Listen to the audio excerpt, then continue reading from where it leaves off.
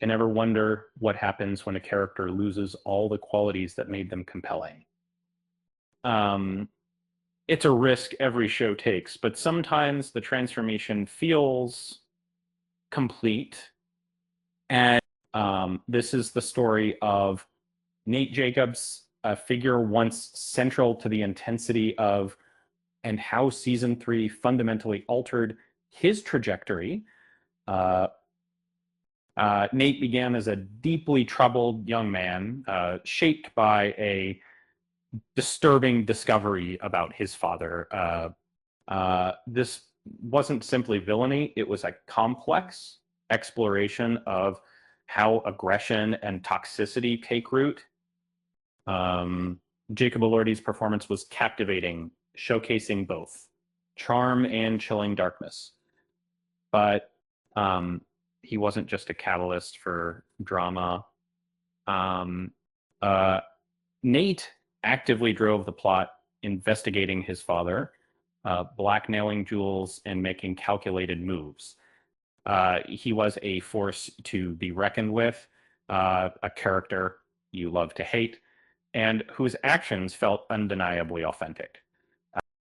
Season 3 presented a setup ripe with potential, PCBC ripe with potential, and engagement to Cassie, takeover of his father's business. It promised a dark escalation of his existing patterns.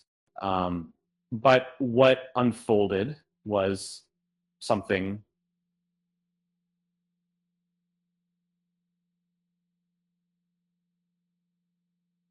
different, especially something. Instead of the volatile, controlling Nate we knew, season 3 offered a surprisingly tolerant, even gentle version. Just their lavish home and strained ambitions didn't exactly scream happiness, but Nate never appeared to be a threat to Cassie. Even when Cassie jeopardized his business with a public outburst, his reaction was calm, lacking the barely contained rage that defined him previously. This wasn't the same Nate who choked Maddie in public, a shocking act that, while horrific, felt tragically in character. The season shifted focus from his relationship to a storyline centered around debt and a menacing figure named Naz. Nate, desperate and accumulating debt from a failed construction project, found himself at Naz's mercy, a far cry from the calculating manipulator of earlier seasons. Um, you know, this Nate didn't proactively address his situation. He didn't investigate, he didn't strategize. He simply pleaded with Naz and hoped Cassie would intervene.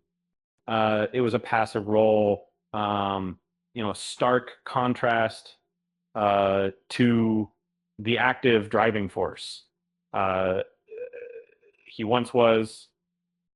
His death in Rain or Shine felt utterly disconnected from the character we knew.